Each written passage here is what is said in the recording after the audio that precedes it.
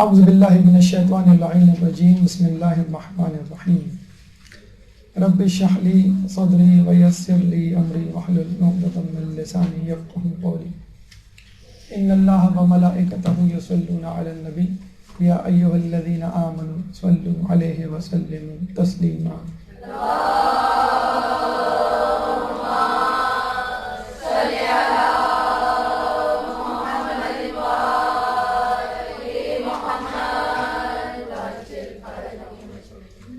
اے انسان خود کو پہچان، یہ ایک ہمارا موضوع ہے آج کی نشست کا، لیکن اس سے پہلے علمی محفل کے حوالے سے ایک حدیث آپ کی گوش گزار، تاکہ یہاں آنے کے حوالے سے آپ کے ذہن میں آمادگی، شوق اور جستجو پیدا ہو۔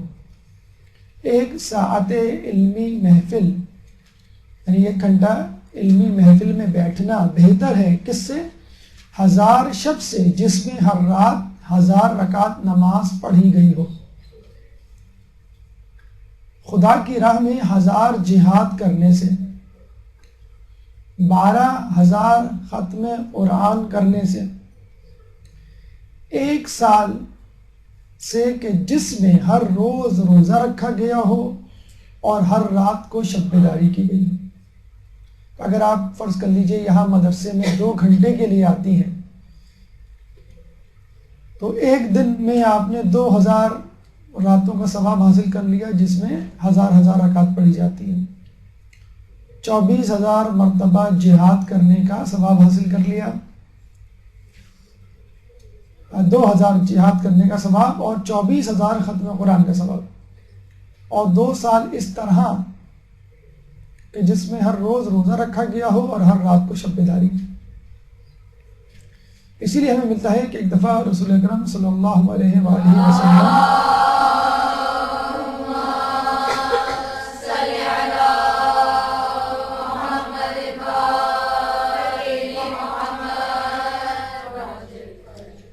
جب اپنے حجرہ مبارک سے نکلے تو دیکھا مسجد نبوی میں 2 گروہ بیٹھا ہوا ہے، 2 گروہ بیٹھے ہوئے ہیں، ایک عبادت گزار اور ایک مصروف علم۔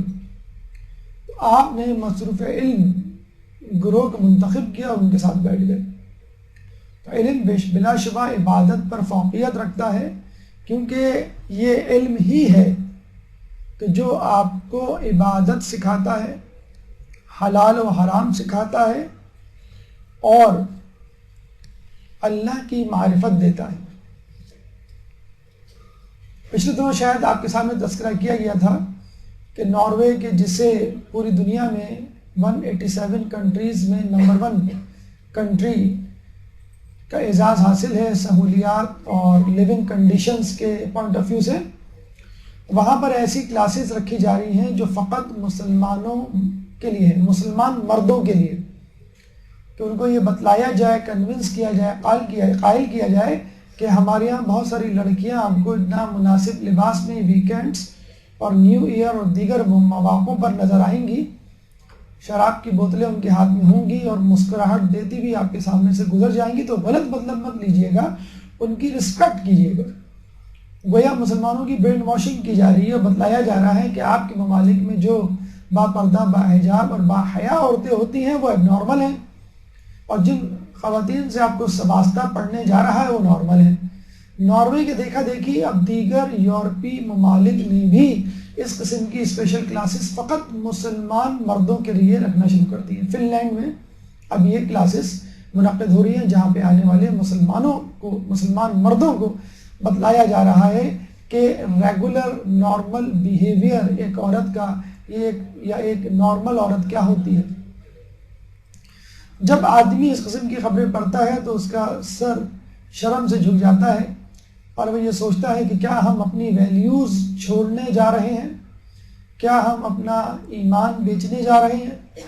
جو دجال سے متعلق روایات میں آیا ہے کہ ایمان خریدے گا اور روٹیاں دے گا، یعنی روٹیوں کے بدلے ایمان خریدے گا، تو کیا اس ماحول کی ابتدا نہیں ہو گئی کہ امیگریشن اور نیشنلٹی کے بہانے ہمارے ایمان کو، ہمارے کلچر کو، ہماری حیا کو خریدا جا رہا ہے؟ اور ایسے موقع پہ ایک انسان ایک مسلمان، ایک پرخلوص مومن جو ہے وہ غمگین اور اداس ہو جاتا ہے، ڈپریس ہو جاتا ہے کہ اب ہم اس دور میں کیسے جئیں گے۔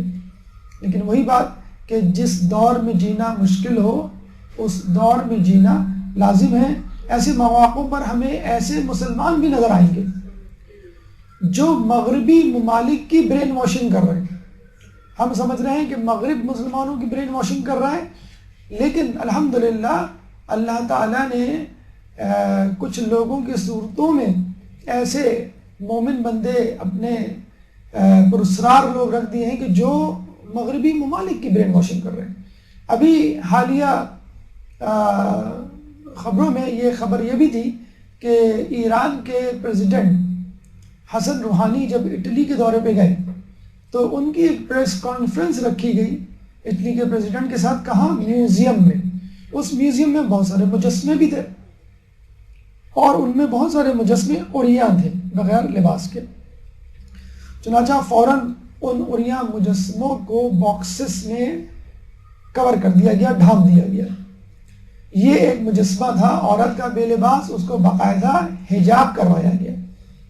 تو یہ دیکھیے، یہ ہوتی ہے ایک ایمان کی علامت، یہ ہوتا ہے مومن کہ جو اپنا رنگ دوسروں پر ڈالے نہ کہ دوسروں کا رنگ قبول کرے۔ اس کے علاوہ انہوں نے صاف کہہ دیا کہ میں اس دسترخوان پہ کھانا نہیں کھاؤں گا جہاں پہ شراب سرو کی جا رہی ہوگی۔ ناشتے پہ گئے تو پتہ چلا کہ شراب رکھنے والوں نے منع کر دیا، ہم شراب نہیں ہٹا سکتے۔ انہوں نے کہا ٹھیک ہے، میں ناشتہ ہی نہیں کر رہا۔ دوپہر کے کھانے پہ گئے، کسی نے کہا کہ ہم شراب نہیں ہٹا سکتے، میں دوپہر کا کھانا بھی نہیں کھا رہا۔ تو اس طرح کئی کھانے، کئی ناشتے انہوں نے اسکپ کیے۔ تو آپ دیکھ لیجئے کہ مومن ایسا ہوا کرتا ہے، اپنی ویلیوز پہ کمپرومائز نہیں کرتا۔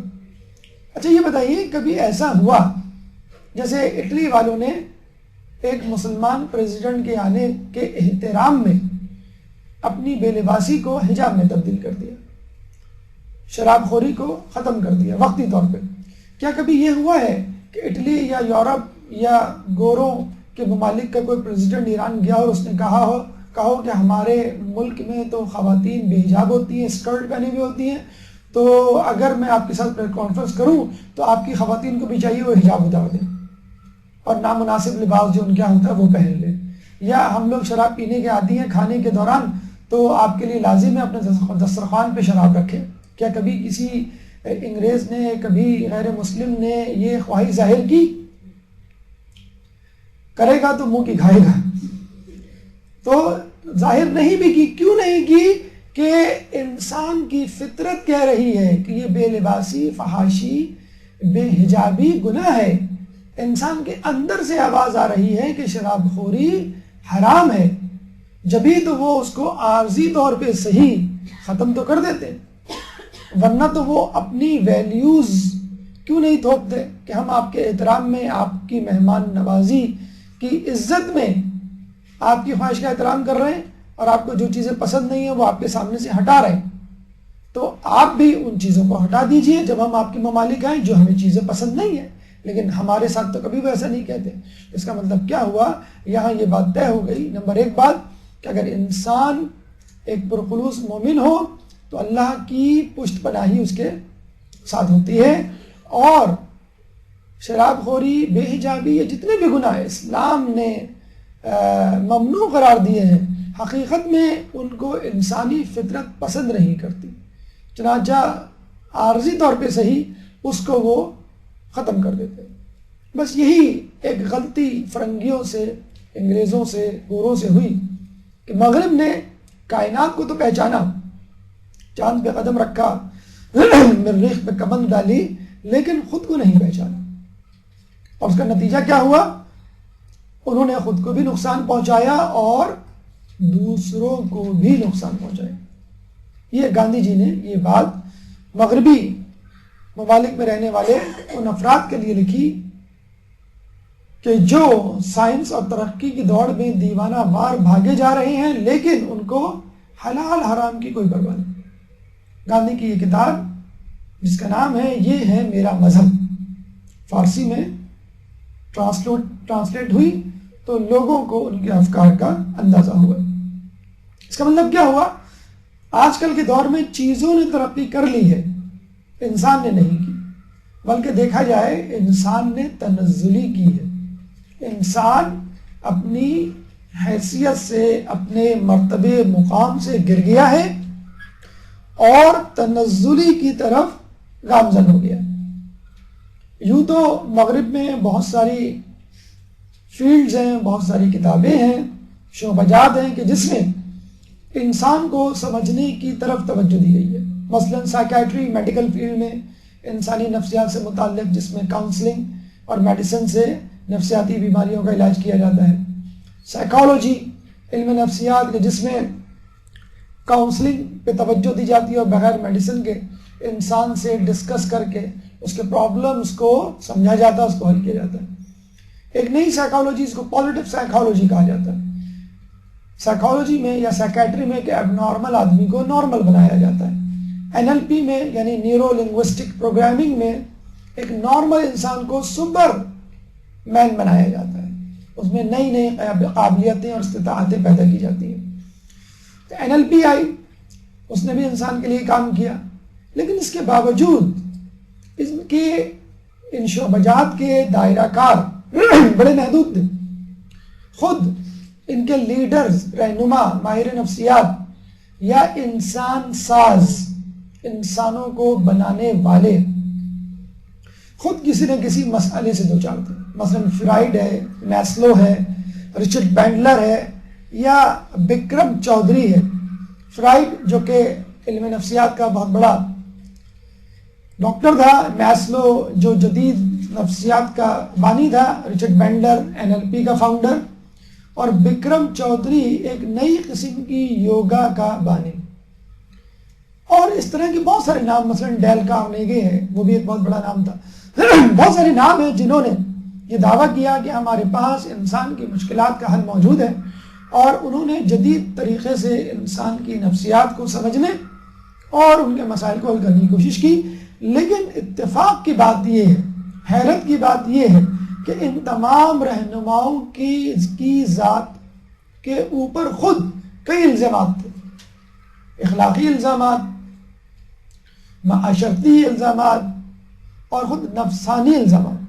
کسی نہ کسی طور پہ آپ انٹرنیٹ ویب سائٹ پہ چلے جائیں، ان رہنماؤں کے اوپر خود کئی قسم کے الزامات۔ اس کا مطلب کیا ہوا کہ ان رہنماؤں نے انسان کو انسان کی نگاہ سے دیکھا، انسان کو مادے کی نگاہ سے دیکھا، انسان کے مسائل کو فقط اس دنیا تک محدود سمجھا، انسان کی بصیرت کو بصارت سمجھا، اور یہ کہا کہ انسان روح نہیں فقط جسم ہے، اس جسم کو جس طرح اور جتنا آرام دیا جائے کم ہے، اور یہی ان کی خامی تھی جس کی وجہ سے ان کی سائنس، ان کے مسائل اور ان کے حل آگے نہ جا سکے۔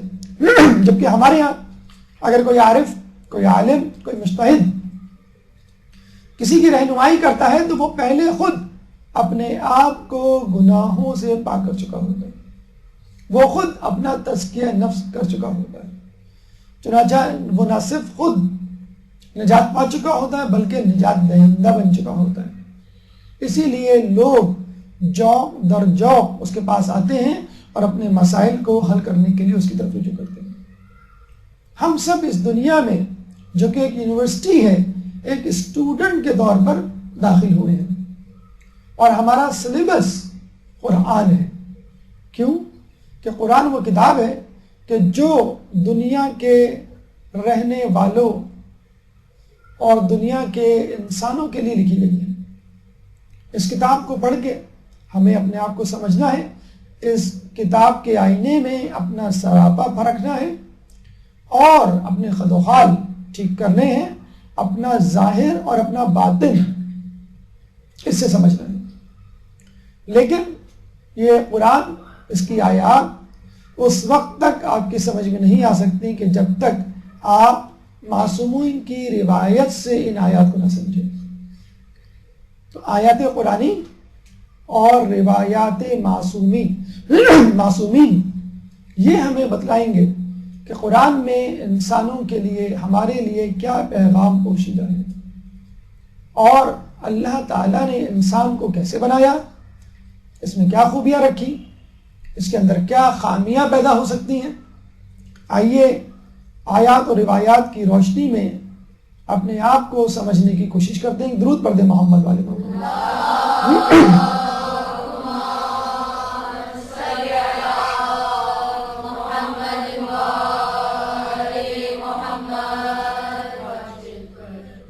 دیکھیے انسان میں کچھ خوبیاں ہیں اور کچھ خامیاں ہیں.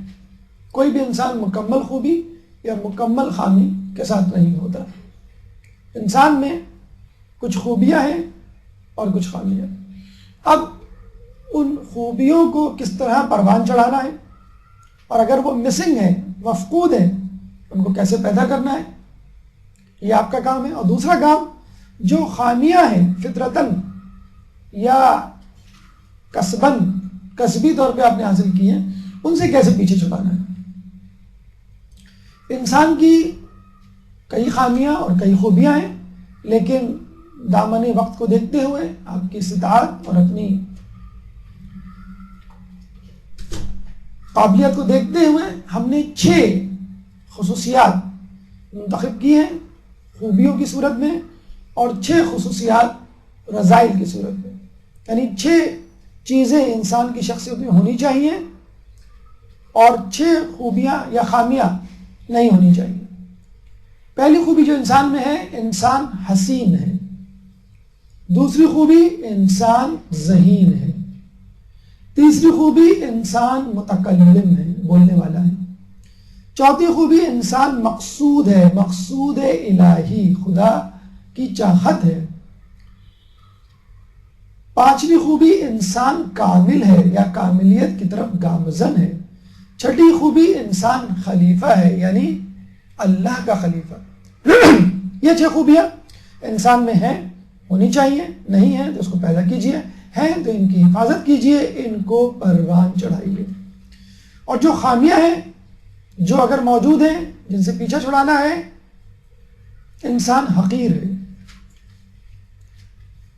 انسان ضعیف ہے یعنی کمزور ہے، انسان جلد باز ہے، جلدی کرنے والا، انسان ناشکرا ہے، انسان بخیل یعنی کنجوس ہے، اور انسان جھگڑالو ہے یعنی جھگڑا کرنے والا ہے.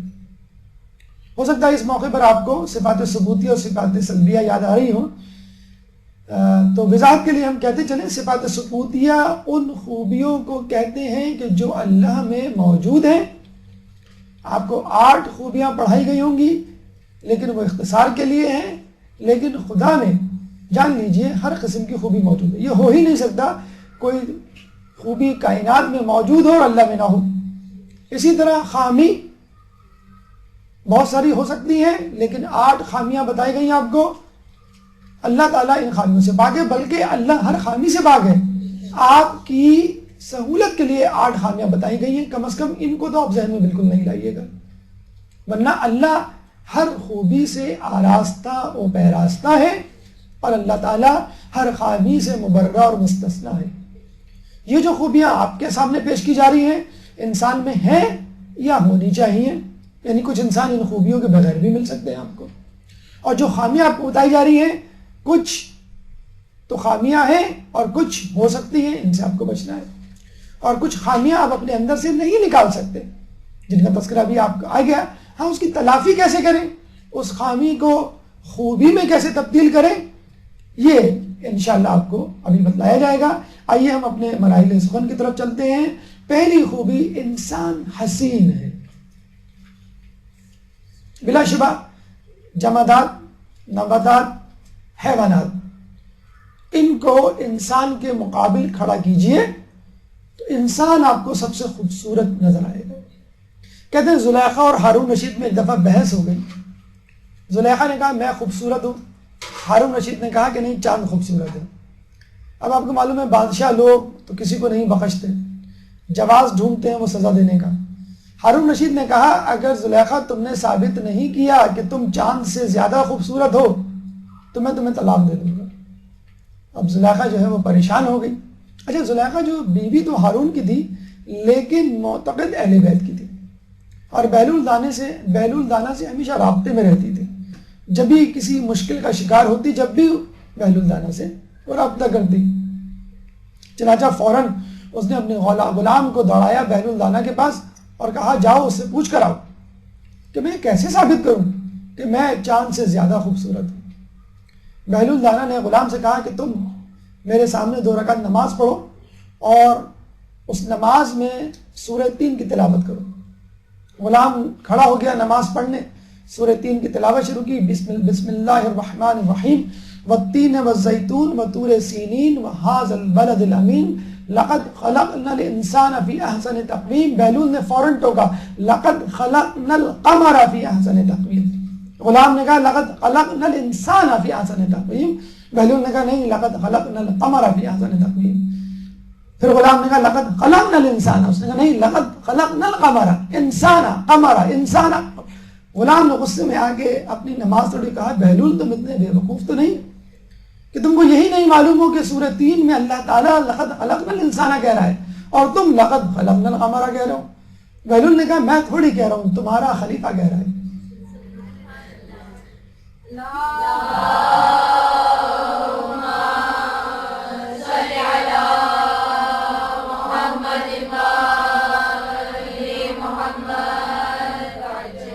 اگر چاند انسان سے زیادہ خوبصورت ہوتا تو اللہ تعالیٰ انسان کی جگہ یہاں پر قمر لکھتا. اچھا یہاں پر ایک اور مرتبہ بے شک کہیے کہ اس انسان میں مرد اور عورت دونوں شامل ہیں. بہرحال آپ نے بڑے دل سے کہا سبحان اللہ, اللہ تعالیٰ آپ کی سبحان اللہ قبول کرے. اس میں مرد اور عورت دونوں شامل ہیں اور ہم یہ بھی ثابت کر سکتے ہیں کہ مرد عورت سے زیادہ خوبصورت ہے. لیکن میرے خیال میں زیادہ بہتر یہ کہ ہم درس مکمل کر لیں, اس کے بعد پوچھیے گا کہ مرد عورت سے زیادہ خوبصورت کیسے ہے. چلیں بتاتے چلیں, ہو سکتا بھول جائیں. کہ دیکھیں انگلش میں ایک لفظ ہوتا ہے جس کے اردو میں معنی ہے تلافی کرنا یا کسی نقص کو دور کرنا. معاشی طور پہ یا کسی اور حوالے سے کوئی نقصان ہو جائے کسی کا تو ہم کہتے ہیں آپ اس کا میک اپ دے دیجئے, کمپنسیٹ کر دیجیے, دیٹس اوکے. تو آپ بتائیے میک اپ کرتا کون ہے؟ جی آگے چلیے. یہ صحیح بات غلط موقع پہ غلط لوگوں کے سامنے کر دیا ہم نے. نمبر 2, انسان ذہین ہے. انسان ذہین ہے. کیوں؟ مولا فرماتے ہیں کہ خوبصورتی ٹھیک ہے, اچھی چیزیں ہونی چاہیے, انسان کو اچھا لگنا چاہیے. اللہ جمیل و یحب الجمال, اللہ تعالیٰ جمیل ہے اور جمال کو پسند کرتا ہے. ہاں بس عورتوں کے حوالے سے یہ ہے کہ اپنے جمال اور زینت کو نامحرموں سے چھپائیں. مولا فرماتے ہیں کہ انسان کی قدر و قیمت اس کی عقل سے ہے نہ کہ اس کی شکل و صورت سے. یعنی اصل ٹھیک ہے حسین بھی ہے, one of the feature of human being is that کہ وہ بیوٹیفل ہے, اچھا ہے, لیکن اصل جو خوبصورتی ہے باطنی خوبصورتی ہوتی ہے. ہمیشہ یاد رکھیے انسان کی اصل خوبصورتی باطنی خوبصورتی ہے, کیونکہ اس کو تبدیل کیا جا سکتا ہے.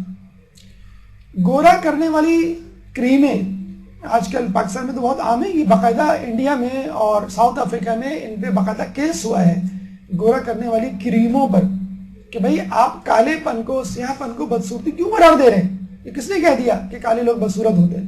تو باقاعدہ ایڈورٹائزمنٹ پہ پابندیاں بھی لگی ہیں اور کیس بھی ہوا ہے اس قسم کی کریموں پر. بہرحال کہ انسان خوبصورت تو ہے لیکن اس کے ساتھ ساتھ انسان ذہین ہے, یعنی باطنی خوبصورتی زیادہ امپورٹنٹ ہے بنسبت ظاہری خوبصورتی کے. تو مولا فرماتے ہیں کہ انسان کی قدر و قیمت اس کی عقل سے ہے نہ کہ اس کی شکل و صورت سے. اور ایک اور حدیث میں تفصیلی طور پہ بیان فرماتے ہیں کہ اللہ تعالیٰ نے فرشتوں کو عقل دی, شہوت نہیں, اور جانوروں کو شہوت دی, عقل نہیں, اور انسان کو ابن آدم کو عقل اور شہوت دونوں دی. فرشتوں کو عقل دی, شہوت نہیں, جانوروں کو شہوت دی, عقل نہیں, ابن آدم کو عقل اور شہوت دونوں دی. اب اگر انسان اپنی عقل کو غالب کر دے شہوت پر تو فرشتوں سے افضل ہو جائے گا, اور اگر اپنی شہوت کو غالب کر دے اپنی عقل پر تو حیوان سے بدتر ہو جائے گا. یعنی عقل نے آپ کی شہوت یعنی خواہشات کو کنٹرول کر لیا تو آپ فرشتوں سے افضل, اور اگر آپ کی شہوت یعنی آپ کی خواہشات نے آپ کی عقل کو کنٹرول کر لیا تو آپ جانوروں سے بدتر. بس یہی فرق ہے انسان میں, جانوروں میں اور فرشتوں میں. اسی لیے فرشتوں کے لیے کوئی جنت نہیں اور جانوروں کے لیے کوئی دوزخ نہیں. اگر فرشتے نیکیاں کرتے ہیں, عبادت کرتے ہیں تو جنت نہیں ملے گی, اور جانور اگر کوئی گناہ کر بیٹھتا ہے تو پھر اس کو کوئی دوزخ میں نہیں چلنا پڑے گا. انسان ہے کہ جس کو نیکیاں کرنے کی صورت میں جنت میں لے جایا جائے گا. کیوں؟ اس میں گناہ کرنے کی صلاحیت تھی لیکن اس نے نہیں کیا, اور گناہ کرنے کی صورت میں اس کو جہنم میں لے جایا جائے گا. کیوں؟ کہ اس میں گناہ سے رکنے کی صلاحیت تھی عقل کی بنیاد پر اور وہ نہیں رکا. تو یہ ہے انسان کے اندر عقل کا تمرہ امتیاز اور اس کا کام. انسان کی تیسری خوبی, انسان متکلم ہے. علم منطق میں انسان کی جو تعریف کی گئی ہے وہ یہ, الانسان حیوان ناطق. انسان حیوان ناطق ہے, یعنی ایسا حیوان کہ جو بولتا ہے, ایسا انسان جو بولتا ہے. اور حقیقت میں جس طرح انسان آپس میں ایک دوسرے سے مخاطب ہوتے ہیں, اپنی گفتگو کو دوسری گفتگو سے ملاتے ہیں, اپنے خیالات کو, نظریات کو دوسروں تک پہنچاتے ہیں الفاظوں کے ذریعے, وہ جانوروں میں, نباتات میں, حیوانات میں, جمادات میں مفقود ہے. اور خصوصی طور پہ کلام میں, زبان میں, جس زبان کا نام لیا جاتا ہے کہ جسے اللہ کی طرف سے الہام کیا گیا, فرشتوں نے انسان کو آگے سکھائی, وہ زبان تھی عربی زبان. اور واقعی عربی زبان بہت ہی فصیح اور بلیغ زبان ہے, قرآن کی زبان ہے, ائمہ کی زبان ہے, انبیاء کی زبان ہے, جنت میں رہنے والے لوگوں کی زبان ہے. بہرحال ہمیں چاہیے کہ اپنے متکلم ہونے کو ثابت کریں, فضولیات اور لغو گفتگو سے پرہیز کریں, اور ایسی بات کریں کہ جو فائدہ مند ہو. روایت میں آیا ہے کہ گفتگو کرو ایسی کہ جو مفید ہو, ورنہ خاموش رہو. مولا فرماتے ہیں کہ انسان کی دو ہی فضیلتیں ہیں, ایک عقل, ایک دوسرے نطق. عقل کے ذریعے وہ خود کو فائدہ پہنچاتا ہے, وہ خود فائدہ اٹھاتا ہے, اور نطق کے ذریعے وہ دوسروں کو فائدہ پہنچاتا ہے. جب آپ عقل استعمال کرتے ہیں تو حلال حرام کو سیکھتے ہیں, سمجھتے ہیں اور اس کی روشنی میں آگے بڑھتے ہیں. اور جب گفتگو کرتے ہیں تو اپنے خیالات اور نظریات لوگوں تک پہنچاتے ہیں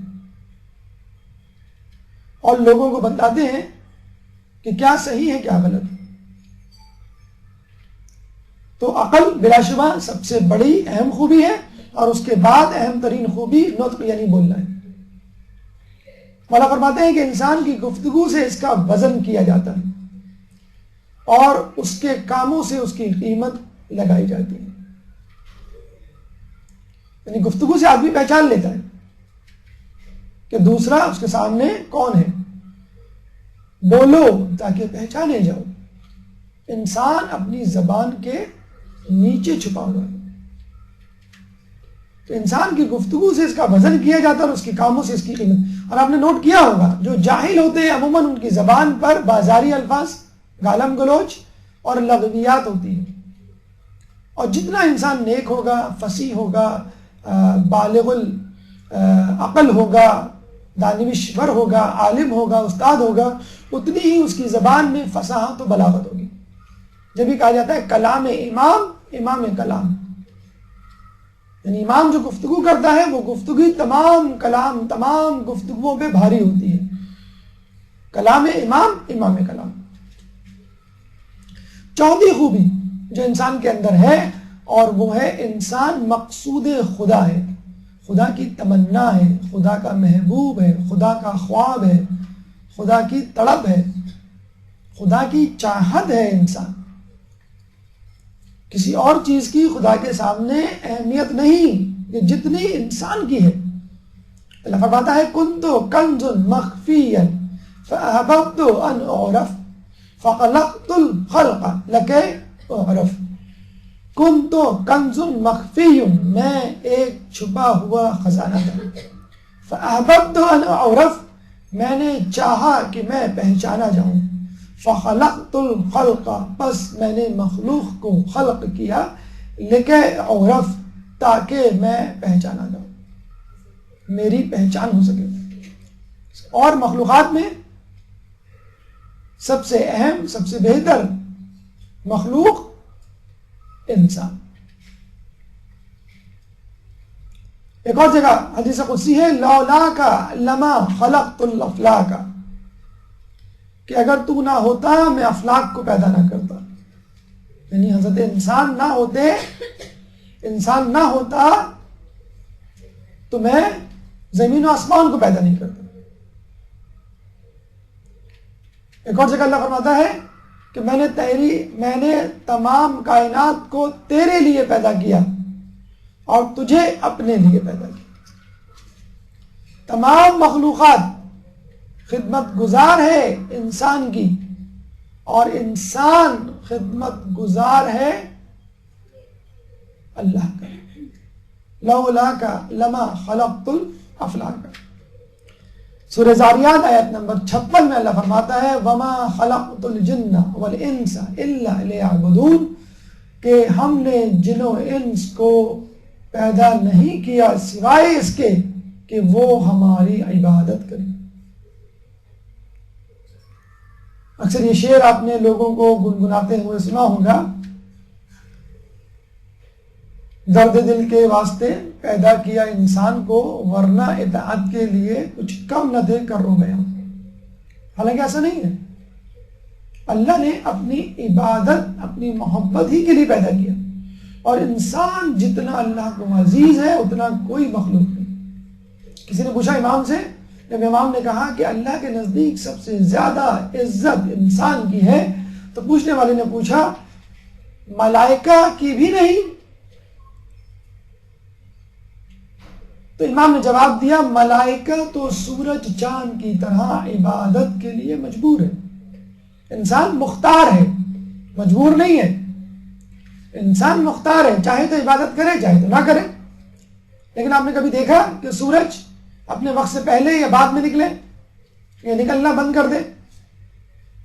ایک آم کا درخت آم دینے کی بجائے امرود دینے لگے، آگ جلانے کی بجائے ٹھنڈا کرنا شروع کر دے،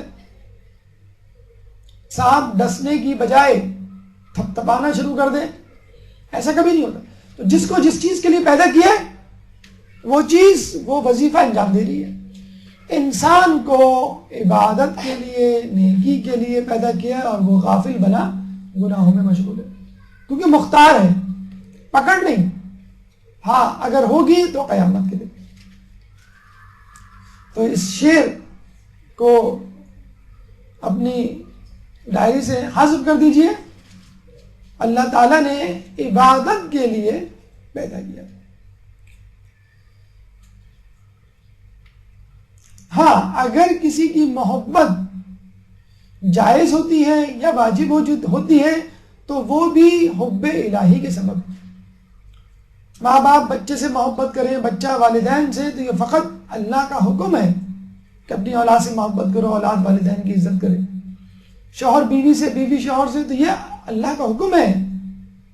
بلکہ یہ کہا گیا ہے کہ جو لوگ میری خاطر ایک دوسرے سے ملتے ہوں گے، میری خاطر ایک دوسرے سے محبت کرتے ہوں گے، آخرت میں نورانی ممبروں پر جلوائے افروز ہوں گے، اور ان کے جسموں سے اور ان کے ممبروں سے نکلنے والا نور اتنا زیادہ ہوگا کہ وہ نور والے مشہور ہو جائیں گے۔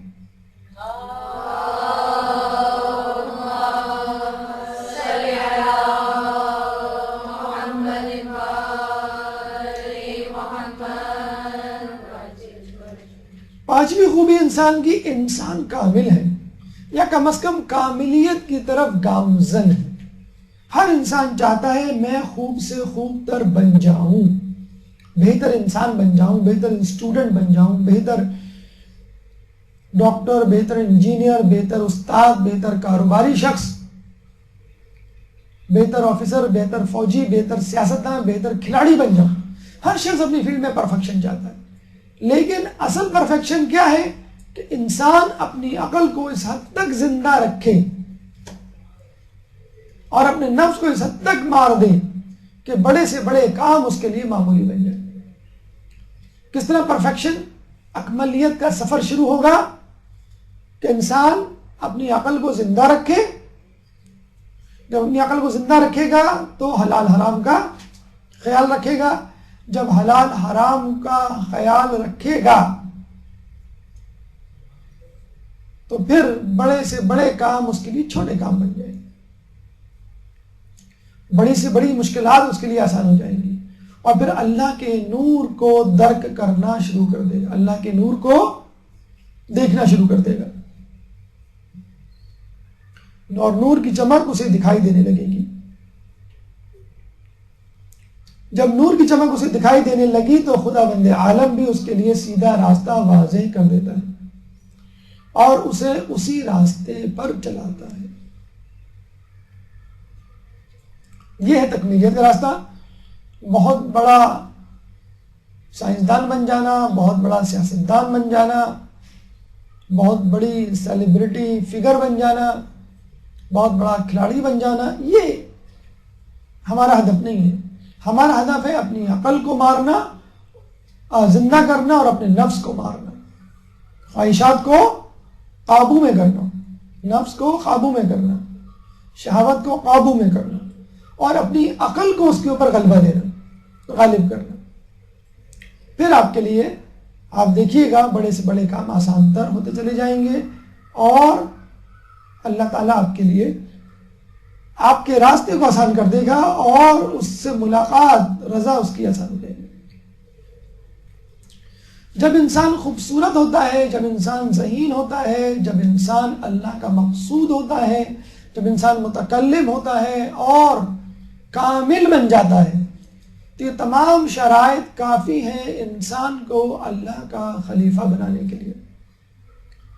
پھر وہ اس حق کو ادا کر پاتا ہے، اس ذمہ داری کو ادا کر پاتا ہے کہ جس ذمہ داری کے لیے اللہ تعالیٰ نے اس کو اس جہان میں بھیجا.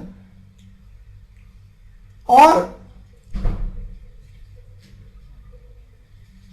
یہ ذمہ داری فقط آدم علیہ السلام، فقط انبیاء اور ائمہ تک محدود نہیں، بلکہ کسی حد تک ہر انسان اپنی اپنی جگہ خلیفہ ہے. مولا کا قول ہے کہ ہر دور اور ہر زمانے میں خدا کے کچھ ایسے بندے ضرور موجود ہوتے ہیں جن کے افکار میں وہ سرگوشی کرتا ہے اور ان کی عقول میں باتیں بٹھا دیتا ہے. وہ لوگ اس دور کی تاریکیوں میں چراغ راہ کا کام انجام دیتے ہیں اور شبہات سے بچنے میں رہنمائی کرتے ہیں. تو یہ بات انبیاء اور ائمہ کے لیے نہیں، وہ تو معصوم ہیں، ان کو وحی اور الہام ہوتا رہتا ہے. یہ ان لوگوں کے لیے جو غیر معصوم ہیں، جو کہتے ہیں کہ رسول کی امت کبھی بھی مکمل طور پہ گمراہ نہیں ہوگی. وہ اسی لیے گمراہ نہیں ہوگی کہ ہر دور میں اللہ تعالیٰ کچھ ایسے بندوں کا انتظام رکھے گا اور ان کے کانوں میں سرگوشی کرے گا، ان کے افکار میں، اور ان کی عقلوں میں ایسی باتیں بٹھا دے گا کہ وہ لوگ خود بخود چراغ بن جائیں گے اور لوگوں کو اپنی طرف راغب کریں گے تاکہ لوگ ان کی چراغوں کی روشنی میں شکوک و شبہات سے بچ جائیں اور اپنا سفر آسانی سے جاری رکھیں. اب اس کے بعد وہ خامیاں کہ جو انسان میں ہیں اور نہیں ہونی چاہیے، اس سے پہلے ایک 5 منٹ کا وقفہ انشاءاللہ، پھر اس کے بعد اپنی گفتگو کو مکمل کریں گے. ایک درود پڑھ دیں محمد والے محمد.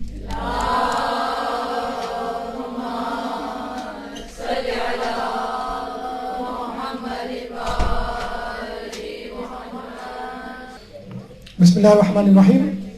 گفتگو کا سلسلہ شروع کرتے ہیں. ہم نے اب تک یہ گفتگو کی کہ انسان کے اندر کچھ خصوصیات ہیں اور کچھ خامیاں ہیں. خصوصیات آپ کے سامنے، خوبیاں آپ کے سامنے بیان کر دی گئیں. اگر نہیں ہے تو ان کو پیدا کریں، اگر ہیں تو ان کی حفاظت کریں اور ان کی پرورش کریں۔ اب آئیے خامیوں کی طرف۔ خامیوں میں کچھ چیزیں تو ایسی ہیں جو نکل نہیں سکتی، جو آپ کے وجود کا حصہ ہے، اور کچھ ہیں کہ جن کو آپ ختم کر سکتے ہیں، اور جن کو ختم نہیں کر سکتے اس کے لیے بھی ایک طریقہ یہ ہے کہ اللہ سے رابطہ جوڑ دیں تو وہ خامیاں خوبیوں میں تبدیل ہو جائیں گی۔ انسان حقیر ہے، دیکھنے کو تو انسان اپنے اوپر بہت گھمنڈ کرتا ہے، فخر کرتا ہے، تکبر کرتا ہے، جب اس کے پاس 4 پیسے آ جاتے ہیں، جب وہ حکمران بن جاتا ہے، جب وہ صاحب اقتدار ہو جاتا ہے۔ لیکن اگر اس انسان کو اپنی حقیقت یاد دلائی جائے، اس کا اوریجن ماخذ یاد دلا جائے، تو اس کا سر شرم سے جھک جاتا ہے۔ جیسے کوئی شخص بھری محفل میں بڑے کارنامے سنائے اور بڑی شیخی بگاڑے، تو جو اس کو جانتے ہوں گے وہ کیا کہیں گے؟ ارے میاں، ہمیں معلوم ہے تمہارا بچپن، کس محلے میں رہتے تھے، کس گلی میں گھومتے تھے، اور تمہارے ابا اماں چچا پھپھو سب کا کتا جتا ہمیں معلوم ہے، اور زیادہ تم نے شیخی بگاڑی تو ہم سب کتا جتا سب کے سامنے کھول دیں گے۔ اللہ تعالیٰ بھی یہی کہتا ہے کہ انسان اتنا گھمنڈیا نہ بن، اتنا تکبر نہ کر، اتنی شیخی نہ مار۔ تیری حقیقت کیا ہے؟ وَلَقَدْ خَلَقْنَا الْإِنسَانَ مِنْ صُلَاصَةٍ مِنْ طِينٍ، کہ ہم نے انسان کو کھنکتی ہوئی مٹی سے، گارے سے پیدا کیا۔ اور مٹی کیا ہے؟ ہم نہیں کہتے کہ تم نے تو میری عزت مٹی میں ملا دی، تم نے تو میرے کام پر خاک اڑا دی، یا مسئلے کو بڑھاؤ مت، مٹی ڈالو، یا اس بات کو اب یہیں دفن کر ڈالو۔ یہ سب کیا ہے؟ مٹی ایک ذلت، ایک حقارت کا استعارہ ہے، اور اللہ تعالیٰ نے اسی کھنکتی ہوئی مٹی یا گارے سے انسان کو پیدا کیا۔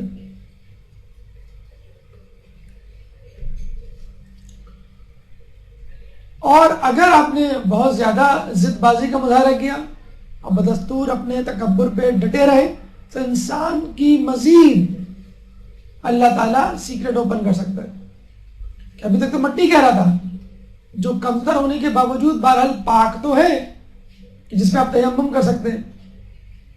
اللہ کہتا ہے خلق الانسان من نطفۃ فاذا هو خصیم مبین، کہ ہم نے تو انسان کو نطفے سے پیدا کیا، یعنی نجس چیز حیوان منویہ سے پیدا کیا، خون کا مغلوبہ تھا وہ، اور پھر وہ جھگڑا کرنے لگا، واضح طور پہ جھگڑالو بن گیا۔ تو مٹی سے پیدا کیا آدم علیہ السلام کو، اور اس کے بعد جتنے لوگ پیدا ہوئے وہ نطفے سے پیدا ہوئے۔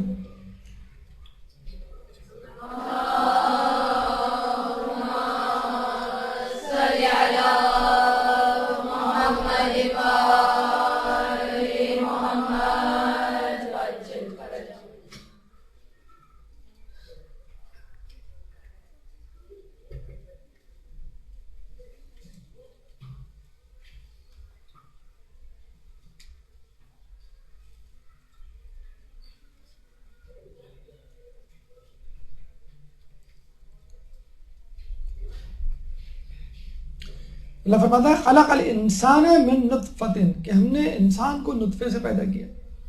انسان کی ابتدا مٹی ہے، انسان کی ابتدا نطفہ ہے، انسان کی ابتدا ایک بے حقیقت، ایک حقیر اور بے قیمت شے ہے، نجس چیز ہے۔ اور دیکھا جائے انتہا بھی تو یہی ہے، انسان کی ابتدا نطفے سے، نجس چیز سے۔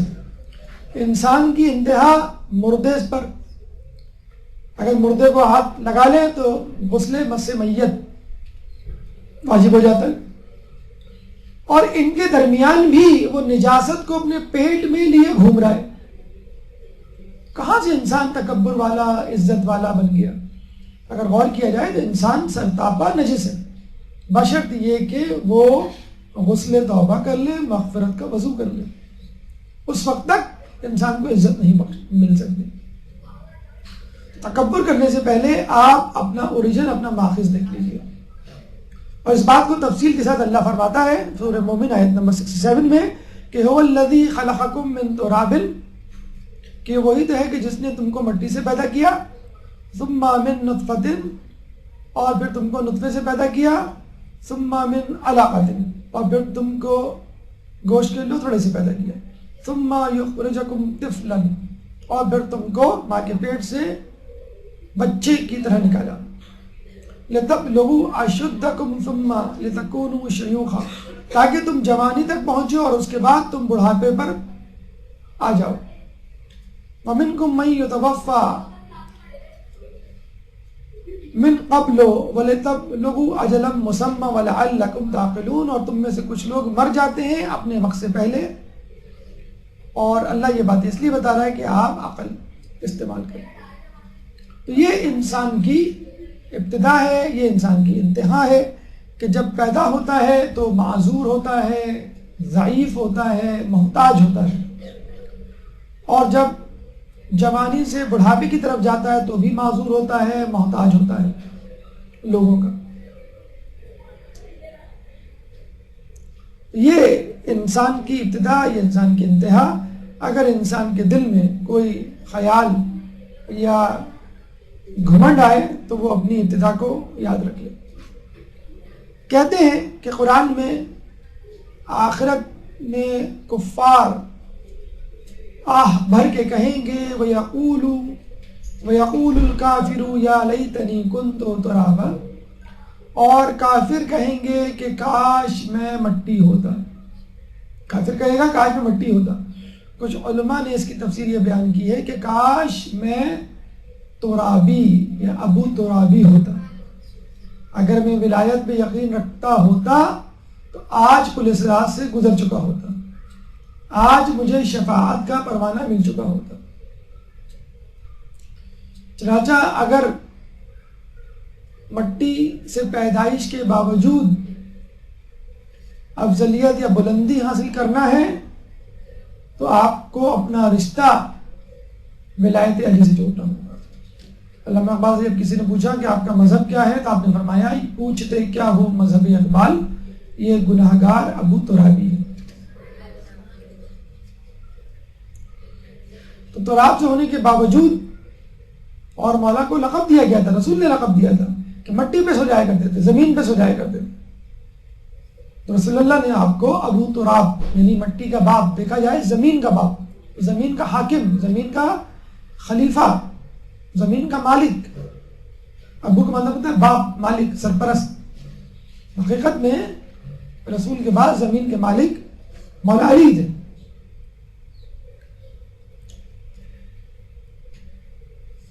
انسان کی دوسری خامی وَخُلِقَ الْإِنسَانُ ضَعِيفًا، اور ہم نے انسان کو ضعیف پیدا کیا۔ ٹھیک ہے وہ طاقتور ہے، ٹھیک ہے وہ با اختیار ہے، حاکم ہے، لیکن وہ ضعیف ہے۔ کیسے ضعیف ہے؟ طاقت ہونے کے باوجود ایک چھوٹے سے مچھر سے شکست کھا جاتا ہے۔ ابن آدم، روایت میں ہے، ابن آدم بیچارہ کتنا بے بس ہے، موت اس سے اوجھل ہے، بیماریاں اس سے پوشیدہ، اور اس کے اعمال محفوظ ہیں۔ مچھر کے کاٹنے سے چیخ اٹھتا ہے، اچھو لگنے سے مر جاتا ہے، اور پسینہ اس میں بدبو پیدا کر دیتا ہے۔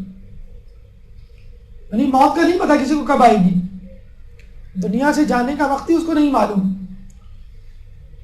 بیماری کب اس سے چمٹ جائے گی یا اس کے اندر موجود ہے ظاہر نہیں ہوتی، یہ بھی اس کو نہیں معلوم۔ جو وہ کام کر رہا ہے نیکیاں مثلا، کیا اللہ نے قبول کر لی، اس کو یہ بھی نہیں معلوم۔ جو گناہ اس نے کیے ہیں کیا اللہ نے معاف کر دیے، وہ بھی اس کو نہیں معلوم۔ موت اس کو نہیں معلوم، بیماریاں اس کو نہیں معلوم، نیکیاں اور گناہ اس کو نہیں معلوم، اور اتنا لاچار ہے کہ مچھر کاٹ لے تو چیخ اٹھتا ہے۔ اچھو یعنی ٹھسکا لگ جائے کھاتے ہوئے، غذا کی نالی میں، سانس کی نالی میں غذا آ جائے تو آپ کا ریسپائریٹری سسٹم بلاک ہو جاتا ہے، آپ مر بھی سکتے ہیں۔ ایسپائریشن نمونیا بھی ہو سکتا ہے، آپ کو نیمونائٹس بھی ہو سکتا ہے، یعنی بچوں کو اکثر جو ہو جاتا ہے، نیونیٹس کو، نیو بورنس کو، پسینے میں جب نہاتا ہے تو بدبو پیدا ہو جاتی ہے۔ مچھر کی بعد مچھر کا تذکرہ قرآن میں بھی آئے گا کہ اللہ تعالیٰ بعوضہ کہ مچھر کی مثال دینے سے نہیں شرماتا. نمرود کتنا بڑا بادشاہ تھا اور کتنا گھمنڈیا تھا، اپنی عبادت کروانے پہ لوگوں کو مجبور کرتا تھا، اور آخر میں کیا ہوا کہ اللہ نے اس کی ناک میں مچھر چھوڑ دیا جو اس کو کاٹتا تھا، کھجلی کرتا تھا، اور وہ بہت زور زور سے ناک کو کھجاتا، آرام نہیں آتا تو ناک پر تھپ تھپاتا، اس کے بعد زور زور سے ناک کو دباتا.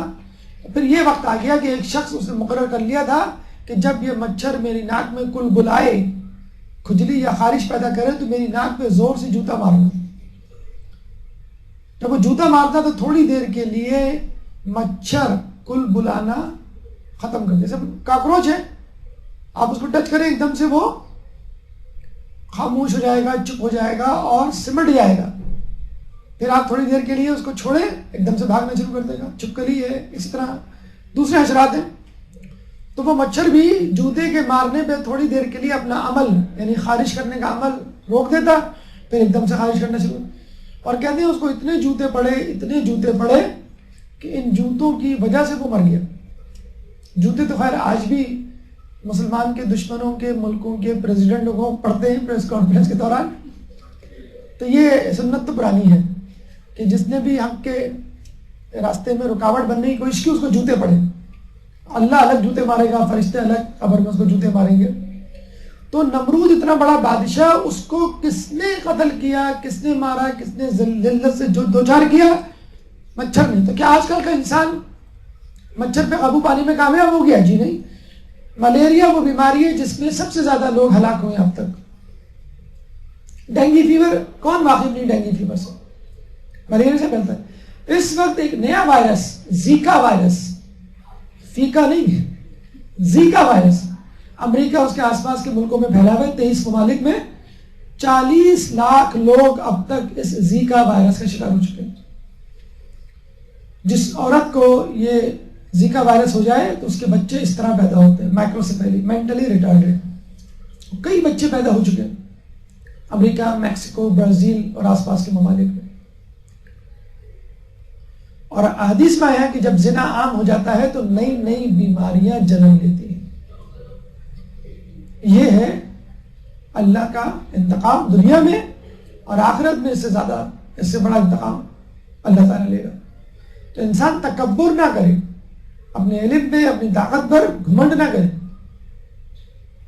کبھی بھی اللہ کی لاٹھی اس کے اوپر پڑ سکتی ہے. انسان کی تیسری خامی اور نویں خصوصیت، انسان جلد باز ہے. وکان الانسان عجولا، انسان عجلت پسند واقع ہوا ہے. سورہ اسراء آیت نمبر 11. آج کل کے دور میں فاسٹ فوڈ کتنی عام ہے. فاسٹ فوڈ بنی اسی لیے کہ آپ جلدی سے اس کو ختم کریں اور اپنے کام پہ جائیں. شارٹ کٹس نکل آئے مختلف کمپیوٹر کورسز کے، ڈگریاں ڈپلوما میں تبدیل ہو گئی ہیں. ایک رات میں راتوں رات امیر بننے کے فارمولے، 15 دن میں 30 کلو وزن گھٹانے کے طریقے، ہر چیز شارٹ کٹ اختیار کر گئی ہے. کس طرح میں کم سے کم وقت میں زیادہ سے زیادہ نتائج حاصل کر لوں.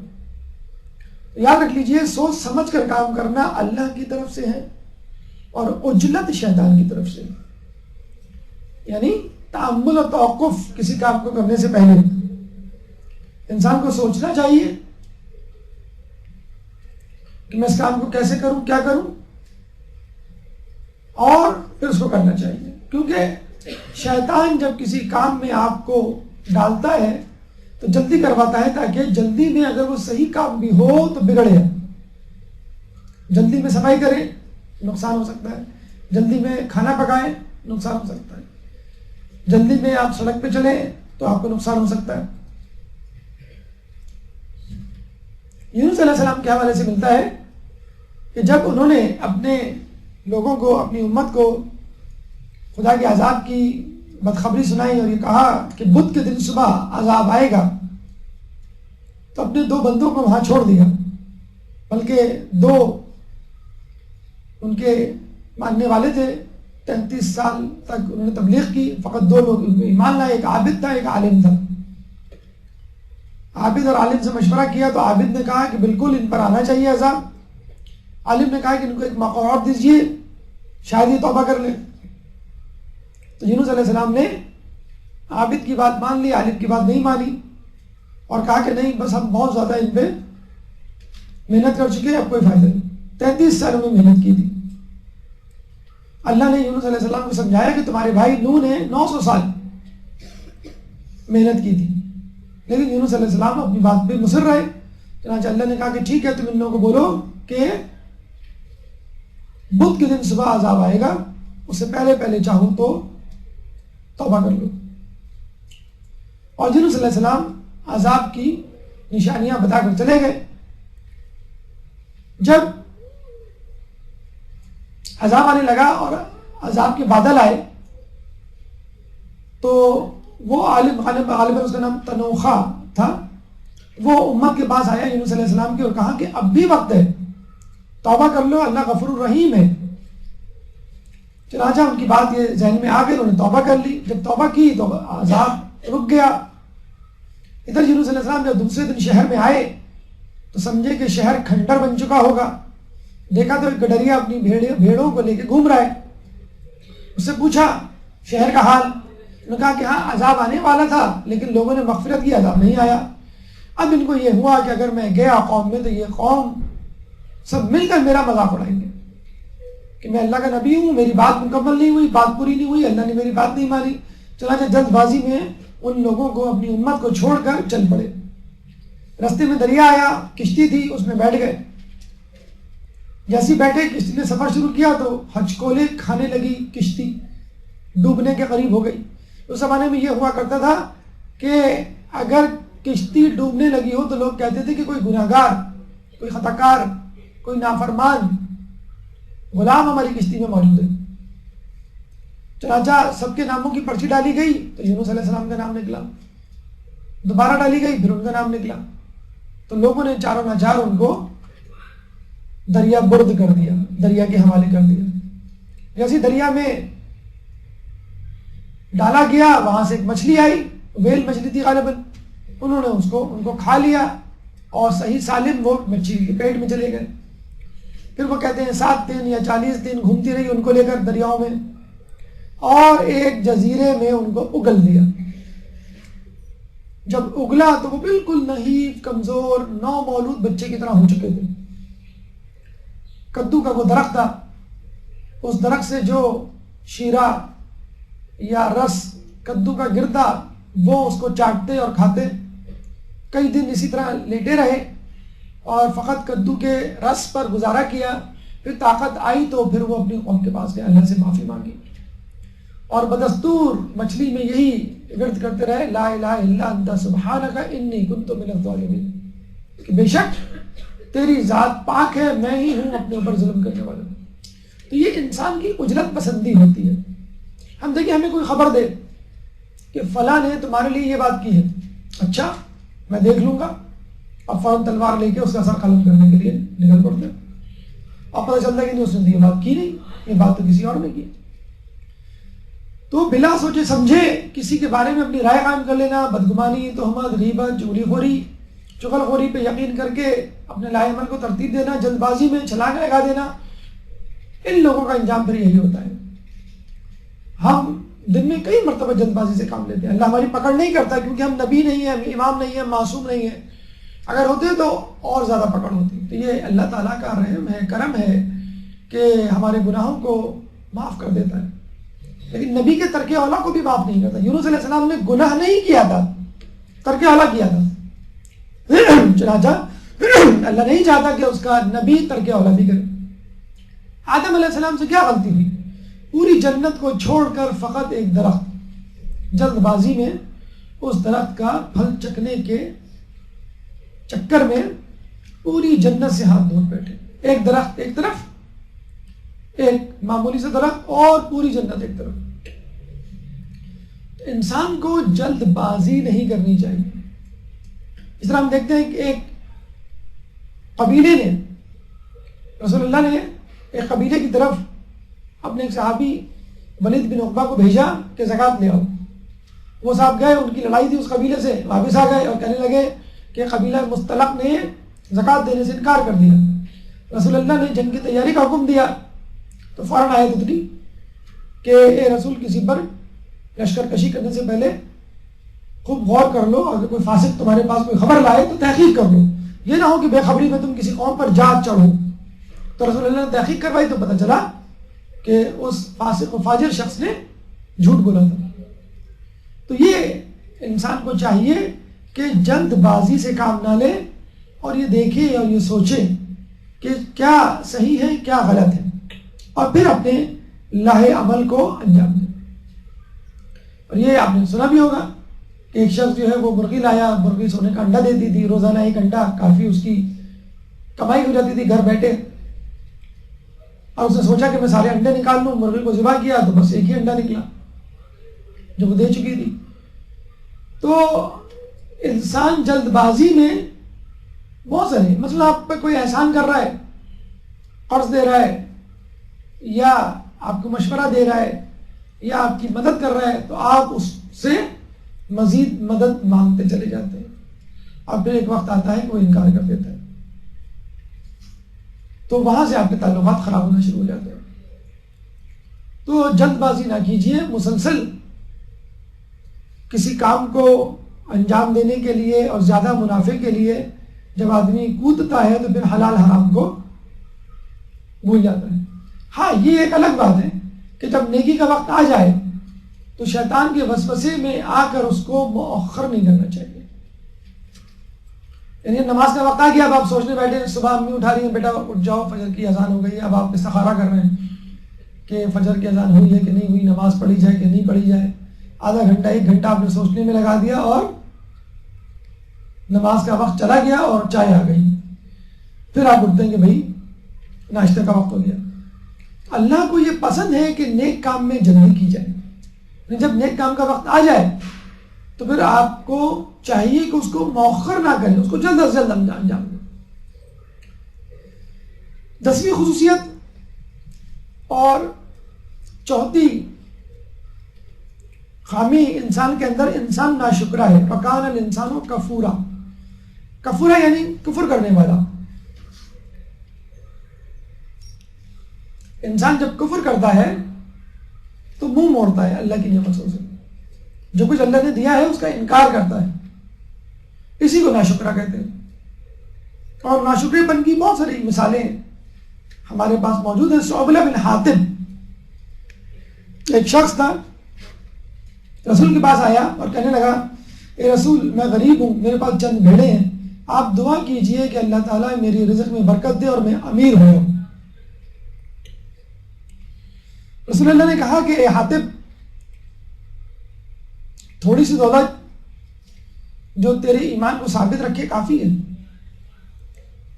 لیکن دوسرے دن وہ پھر آیا, پھر ضد کرنے لگا. رسول نے کہا کہ دیکھ, اگر زیادہ دولت اچھی ہوتی تو میرے پاس سونے چاندی کے پہاڑ ہوتے. تیسرے دن پھر آیا اور کہنے لگا, رسول آپ دعا کیجئے, کیونکہ اگر میرے پاس دولت آئی تو میں لوگوں میں خرچ کر دوں گا, اللہ کی راہ میں دوں گا. رسول اللہ نے چاروں ناچار اس کے لیے دعا کی اور اس کی بھیڑ بکریوں میں اللہ نے برکت دی. پہلے وہ ہر نماز میں پہنچ جایا کرتا تھا, مسجد نبوی باجماعت نماز ادا کرتا تھا, پہلے پہنچتا تھا, اول وقت میں ادا کرتا تھا. اس کے بعد پھر اس نے نمازوں میں ایک ایک کر کے آنا ختم کیا. ظہر اور عصر کی نماز میں آنا ختم کیا, یا ظہر اور عصر کی نماز پڑھتا تھا, مسجد میں آ کے فجر مغرب عشاء اپنے گھر میں پڑھتا تھا. پھر اس کے بعد جمعے کی نماز میں آنا شروع کیا, باقی نمازوں میں چھوڑ دیا آنا. پھر اس کا ریوڑ, بکریوں کا بھیڑوں کا ریوڑ اتنا بڑا کہ مدینے میں اس کا گھر چھوٹا پڑ گیا. اس نے بہت بڑی جگہ مدینے سے باہر لی اور وہاں رہنے لگا, اور دور رہنے کے سبب مکمل طور پہ مسجد نبوی میں اس کا آنا جانا ختم ہو گیا مصروفیت کی بنا پر. جب رسول اللہ نے یہ دیکھا تو اکثر کہا کرتے تھے سوبلا تجھ پر افسوس ہے. پھر آیت اتری کہ لوگوں سے زکوٰۃ دو. رسول اللہ نے سوبلا بن حاتب کے پاس کچھ لوگوں کو بھیجا. سوبلا بن حاتب نے کہا کہ ٹھہر جاؤ، میں دیکھتا ہوں، سوچتا ہوں. پھر وہ دوسرے قبیلے کے پاس گئے. وہاں کے لوگوں نے بالکل فراغ دلی کا مظاہرہ کیا اور بہترین غنائم جانور رسول اللہ کے لیے دیے. یہ بھی کہا کہ آپ بہترین غنائم مت دیں، بہترین جانور مت دیں، بس جو بھی آپ کو بہتر لگے وہ دے دیں، ضروری نہیں کہ سب سے اچھا جانور دیں. انہوں نے کہا نہیں، ہم چاہتے ہیں اللہ کی راہ میں بہترین جانور دیں. جب دوبارہ صعبلہ بن حاتب کے پاس گئے تو صعبلہ بن حاتب نے کہا کہ یہ میری بکریاں ہیں، یہ میری بھیڑیں ہیں، یہ میری ہاتھ کی کمائی ہے، میں کسی اور کو کیوں دوں. یہ جواب دے کر جب رسول اللہ کے پاس آئے تو رسول اللہ نے پھر وہی جواب دیا، جملہ کہا اے صعبلہ تجھ پر افسوس ہے. اس کے بعد قرآن میں آیت اتری کہ وہ لوگ جن کو ہم نوازتے ہیں جب ان کے پاس دولت آتی ہے تو وہ ہم سے منہ موڑ لیتے ہیں. وہاں پہ موجود صعبلہ کے کچھ دوست بھی تھے، وہ بھاگے بھاگے صعبلہ کے پاس گھر کہنے لگے تیرے لیے قرآن میں آیت اتری ہے. بیچارہ بھاگا بھاگا رسول کے پاس آیا، لیکن رسول اللہ نے اس کی زکوٰۃ لینے سے انکار کر دیا. تو یہ انسان ہوتا ہے کہ جب اس کے پاس کچھ نہیں ہوتا تو روتا دھوتا ہے، اور جب کچھ آ جاتا ہے تو گھمنڈ کا شکار ہو جاتا ہے. 11ویں صفت اور 5ویں خامی، انسان بخیل ہے. مکان الانسان قطورا، انسان بخیل واقع ہوا ہے، کنجوس.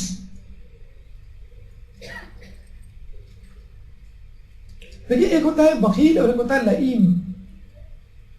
بخیل یہ ہوتا ہے کہ جو اپنی ذات پر خرچ کرے اور دوسروں پہ خرچ نہ کرے، اور لئیم وہ ہوتا ہے کہ جو اپنی ذات پر بھی نہ خرچ کرے اور لوگوں پر بھی نہ خرچ کرے.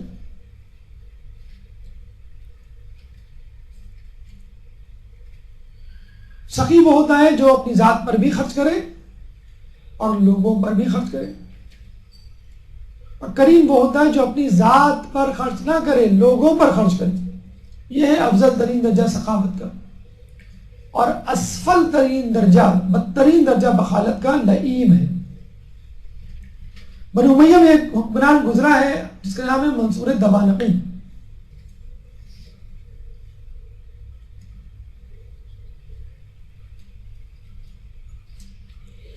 منصور دوانقی کے بارے میں کہتے ہیں کہ یہ بہت کنجوس انسان تھا. اس کا نام ہی دوانقی تھا، یعنی درہم درہم پر مرنے والا، ٹکے ٹکے پر یا روپے روپے پر جان دینے والا، خرچ نہیں کرتا تھا. اچھا، شعر و شاعری کا اس کا بڑا شوق تھا. اگر اچھا شعر سنتا اس کی تعریف کرتا اور تحفہ دینے کی بجائے کوئی بہانہ بنا دیتا. اچھا، اس کا حافظہ جو ہے وہ بہت تیز تھا.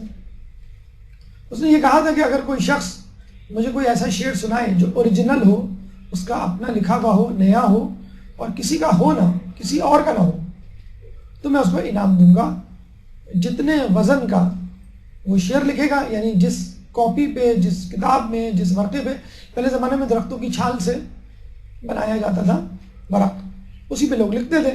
تو بہرحال کچھ نہ کچھ اس کا ویٹ تو ہوتا تھا، پاؤ بھر، چھٹانگ بھر، اور اس کے برابر وہ سونا. اس نے کہا تھا میں دوں گا، بشرطے کہ وہ شعر میں نے سنا ہوا نہ ہو، وہ نظم.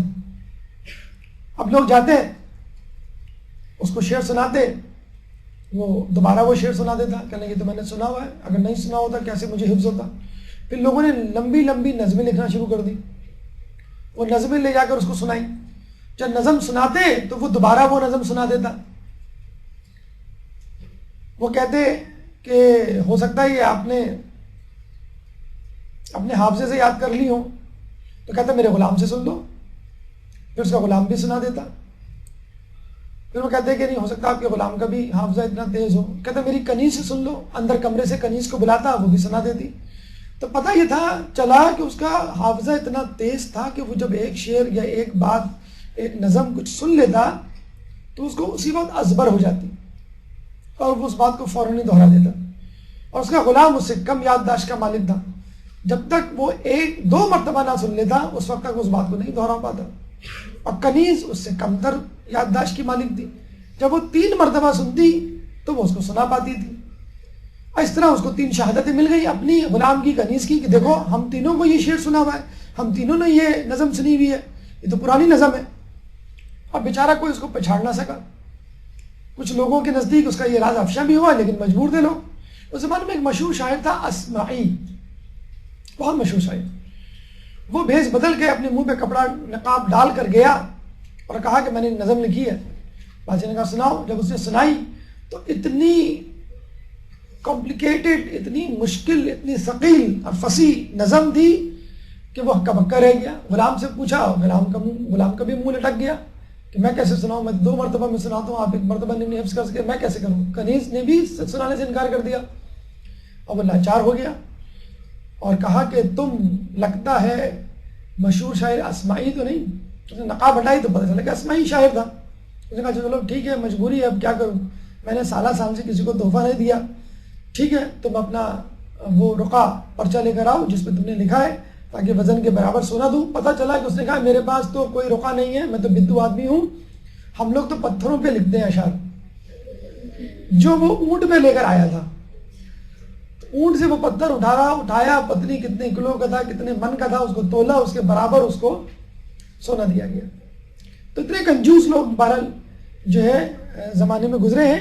لیکن بہرحال اس کا حافظہ تھا, لیکن پھر ہم وہی بات کہیں گے اگر وہ حافظہ صحیح جگہ پہ استعمال کرتا تو ابو بصیر اور زرارہ جیسا بن جاتا کہ جن کو دنیا بھی ملی اور آخرت بھی ملی.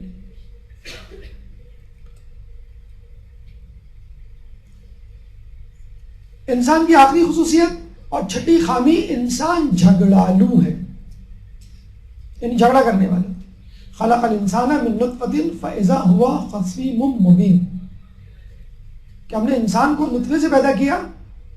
خلق الانسان من نطفۃ فاذا هو خصیم مبین, اور ہم نے انسان کو نطفے سے پیدا کیا, پھر وہ اچانک لڑائی جھگڑے کرنے والا بن گیا. سورہ نحل آیت نمبر 4. اصل میں جب اللہ تعالیٰ نے انسان کو بنایا تھا تو فرشتوں نے یہی آبجیکشن کیا تھا کہ یہ زمین میں جا کے فساد کرے گا. کہا یہ جاتا ہے کہ اللہ تعالیٰ نے ہماری تخلیق سے پہلے اور مخلوق کی تخلیق کی تھی جس نے بہت زیادہ جھگڑا کیا تھا دنیا میں, اس کے بعد ہمیں پیدا کیا ہے. اور فرشتوں نے ان مخلوقات کا انداز, طور طریقہ اور انجام دیکھ لیا تھا, تو ان کے دل میں وہی بات تھی کہ یہ انسان بھی یہی کرے گا. تو اللہ تعالیٰ نے یہ کہا کہ تمہیں نہیں معلوم جو مجھے معلوم ہے. اگر فرشتے مغرب کی جنگ عظیم اول, جنگ عظیم دویم کو دیکھتے تو یقیناً وہ صحیح تھے, یا افغانستان عراق میں امریکہ اس کے استعماروں ہماریوں کی مداخلت کو دیکھتے تو یقیناً صحیح تھے. لیکن جب انہوں نے دنیا میں نور محمدی کو دیکھا, نور علی کو دیکھا, نور اہل بیت کو دیکھا اور ان کے ماننے والوں کو دیکھا, تب ان کو یقین آیا کہ واقعی انسان جو ہے وہ بہت زیادہ صلح پسند ہے, امن پسند ہے. یہ تو چند لوگ ہیں جو زمین میں فساد پھیلاتے ہیں, اور یقیناً جو فساد نہیں چاہتے, ہم نے کہا تھا نا بلا یریدون علوا فی الارض, کہ وہ زمین میں بلندی نہیں چاہتے. ایسے لوگ ہیں جن کو اللہ نے پیدا کیا, جن کے لیے کائنات کو پیدا کیا. امام مظلوم کی پیٹھ پر شبر موجود تھا, اور امام نے آخر وقت بھی اسے یہ کہا کہ تو اب بھی اپنے فعل سے باز آ جا, میں تیری بخشش کے لیے تیار ہوں. ان دشمن آپ کے سر پر موجود ہے, آپ کی پشت پہ سوار ہیں, اور آپ جو ہے اس کو معاف کرنے کے لیے تیار ہیں. تو انسان جھگڑالو ہے, لیکن اس جھگڑے کو قابو میں کرنا ہے اپنی عقل کی بنیاد پر, اور انسان کو اپنی خواہشات کو کنٹرول کرنا ہے اسی عقل کی بنیاد پر. ابھی پچھلے دنوں خبر آئی تھی کہ روس میں ایک ڈاکٹر نے مریض کو گھوسا مار کے ہلاک کر دیا. عجیب خبر مطلب. اور پتہ چلا کہ مریض نے پہلے ایک نرس کو لات ماری تھی, اس کی بنا پر ڈاکٹر نے اس کو گھوسا مار دیا. بہرحال تو ایسا بھی دنیا میں ہوتا ہے کہ ڈاکٹر جو ہے وہ زندگی دینے کی بجائے زندگی کو چھین لے. تو کچھ لوگ یقیناً ہوتے ہیں کہ جو انسان کے لیے تباہی, دنیا کے لیے فساد کا باعث بنتے ہیں. لیکن جب انسان اہل بیت کی اطاعت اور ان کی روشنی میں چلتا ہے تو وہ اپنی بلندی کو حاصل کر لیتا ہے. تو خالق کائنات کے علاوہ سب کچھ انسان ہے. منزل بھی انسان ہے, راہ گزر بھی انسان ہے, کھیتی اس کا حاصل بھی انسان ہے. اگر انسان اپنے آپ کو قرآن کے آئینے میں اہل بیت کی تعلیمات کی روشنی میں دیکھ لے تو یقیناً باطل پہ بآسانی غلبہ حاصل کر سکتا ہے. آشنا اپنی حقیقت سے ہو اے دہقاں ذرا, دانا تو کھیتی بھی تو بارہ بھی تو حاصل بھی تو, آہ کس کی جستجو آوارہ رکھتی ہے تجھے, راہ تو راہ رو بھی تو رہبر بھی تو منزل بھی تو. کانپتا ہے دل تیرا اندیشہ اے طوفان سے کیا, نہ خدا تو بحر تو کشتی بھی تو ساحل بھی تو. شعلہ بن کے پھونک دے خاکہ خاشا کے غیر اللہ کو, خوف باطل کیا کہ ہے غارت گرے باطل بھی تو. یہ گفتگو انسان اپنے آپ کو پہچان کے حوالے سے مکمل ہوئی. اس گفتگو کے حوالے سے اگر آپ کے ذہن میں کوئی سوال ہے تو آپ کر سکتے ہیں. قبل السوالات بھرپور سلامات.